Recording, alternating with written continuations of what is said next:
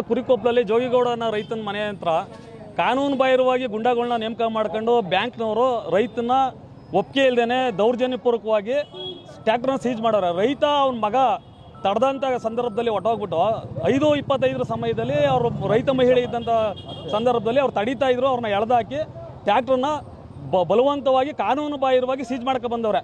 ಏನು ಹೇಳ್ತಾರೆ, ನಾವು ಪೊಲೀಸ್ನವ್ರಿಗೆ ಇನ್ಫಾರ್ಮ್ ಮಾಡಿದ್ದು ಅಂತ ಹೇಳ್ತಾರೆ. ಪೊಲೀಸ್ನವ್ರಿಗೆ ಇನ್ಫಾರ್ಮ್ ಮಾಡಿರೋದು ಯಾವುದಿಲ್ಲ, ಎಲ್ಲ ಬರೀ ಸುಳ್ಳು. ಪೊಲೀಸ್ನವ್ರಿಗೆ ಇನ್ಫಾರ್ಮ್ ಮಾಡಿದರೆ ಆ ಏರಿಯಾ ಸಂಬಂಧಪಟ್ಟಂಥ ಸಬ್ ಇನ್ಸ್ಪೆಕ್ಟ್ರು ಆ ರೈತನ ಕರೆಸಿ ಏನು ಎತ್ತಂತ ವಿಚಾರಣೆ ಮಾಡಬೇಕು. ಯಾವುದೇ ವಿಚಾರಣೆ ಆಗಿಲ್ಲ. ಕಾನೂನು ಬಾಹಿರವಾಗಿ ಇವರು ಕಾನೂನು ಹೆಸರಲ್ಲಿ ರೌಡಿಗಳನ್ನ ನೇಮಕ ಮಾಡ್ಕೊಂಡು ರೈತನ ಮೇಲೆ ದೌರ್ಜನ್ಯ ಮಾಡ್ತವ್ರೆ.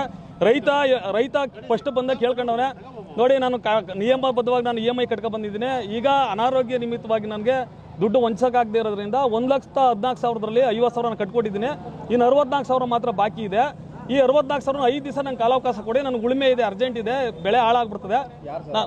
ಜೋಗಿಗೌಡ ಅನ್ನೋ ರೈತ ಅವನು ರಿಕ್ವೆಸ್ಟ್ ಮಾಡಿ ಕೇಳ್ಕೊಂಡಿದ್ರು, ಬಿಡ್ದೇನೆ ಆಗೆಲ್ಲ ಹೊಟ್ಟೋಗ್ಬಿಟ್ಟು ಅವನು ರೈತ ಅವನ ಮಗ ಹೋದಂಥ ಸಂದರ್ಭದಲ್ಲಿ ಆ ಮನೆಯಲ್ಲಿದ್ದಂಥ ಹೆಂಗಸರು ಮಕ್ಕಳನ್ನ ತಡೆದ್ರು ಎಲ್ಲ ಎಳೆದಾಕಿ ಬಲವಂತಪೂರ್ವಕವಾಗಿ ಕಾನೂನು ಬಾಹಿರವಾಗಿ ಎಳ್ಕೊಂಡ್ಬಂದ್ರು. ಅವ್ರ ಮೇಲೆ ನಮ್ಮ ಕರ್ನಾಟಕ ರಾಜ್ಯ ಸರ್ಕಾರದ ಒತ್ತಾಯ ಏನಂತಂದರೆ, ಸರ್ಕಾರ ಹೇಳದೆ ಯಾವುದೇ ರೀತಿಯ ಮೈಕ್ರೋ ಫೈನಾನ್ಸ್ನವ್ರು ದೌರ್ಜನ್ಯ ಮಾಡಬಾರ್ದು, ಅವ್ರ ಮೇಲೆ ಕಾನೂನು ಕ್ರಮ ತಗೋತೀವಿ ಅಂತ.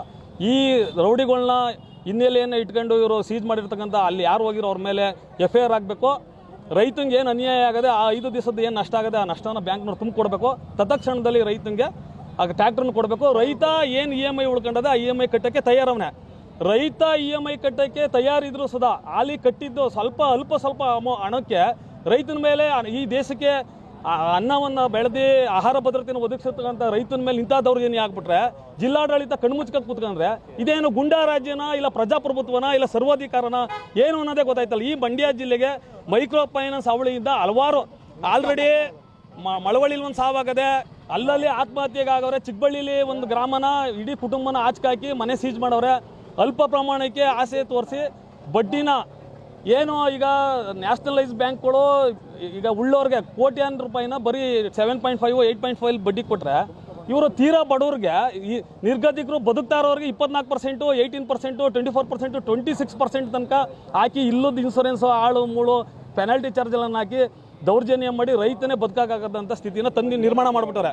ಈಗ ಕೊಟಂಗ್ ಮಹೀಂದ್ರ ಬ್ಯಾಂಕ್ನವ್ರು ಇವ್ರೇನು ಹೇಳ್ತಾರೆ, ಎಲ್ಲ ಚಳವಳಿ ಮಾಡಿ ರೈತರು ಒತ್ತಡ ಹೆಚ್ಚಾದಂಥ ಸಂದರ್ಭದಲ್ಲಿ ಕಾನೂನು ಬಾಹಿರಾಗಿರೋದ್ರಿಂದ ರಿಕ್ವೆಸ್ಟ್ ಮಾಡ್ತಾವ್ರೆ, ಟ್ರ್ಯಾಕ್ಟರ್ನ ತಂದು ಕೊಡ್ತೀವಿ, ಆಯಿತು, ನಾವು ಯಾವುದೇ ಒಂದು ಇದನ್ನು ಹಾಕಲ್ಲ, ನಾವು ಯಾವುದೇ ಪೆನಾಲ್ಟಿ ಹಾಕಲ್ಲ, ಯಾವುದೇ ಬಡ್ಡಿ ಏನು ತುಂಬಿಸ್ಕೊಳ್ಳಲ್ಲ, ಕೊಡ್ತೀವಿ ಅಂತ. ಈಗ ಇವರು ಈ ರೀತಿ ರೈತ ಸಂಘಟನೆ ಬಂದು ನ್ಯಾಯ ಕೇಳಿದಾಗ ಇವ್ರ ಮೇಲೆ ಕಾನೂನು ಕ್ರಮ ತಗೊಳ್ಳಿ ಅಂತ ಒತ್ತಾಯ ಮಾಡಿದಾಗ ಕೇಳೋಂತಂದ್ರು. ಆಗ ರೈತನಿಗೆ ಒಂದು ಅವಕಾಶ ಮಾಡಿಕೊಟ್ಟಿದ್ದಿದ್ರೆ ಯಾವುದೇ ನಷ್ಟ ಇರ್ತದೆ. ಈಗ ರೈತನಿಗೆ 5 ದಿವಸ ನಷ್ಟ ಆಗದೆ ನಷ್ಟನ ತುಂಬಿಕೊಡ್ಬೇಕು, ಟ್ರ್ಯಾಕ್ಟರ್ನ ತತ್ಕ್ಷಣದಲ್ಲಿ ಕೊಡಬೇಕು. ಹರೀಶು, ಮಂಡ್ಯ ಜಿಲ್ಲಾ ಸಹಕಾರಿ ದರ್ಶಿ, ಕರ್ನಾಟಕ ರಾಜ್ಯ ರೈತ ಸಂಘ.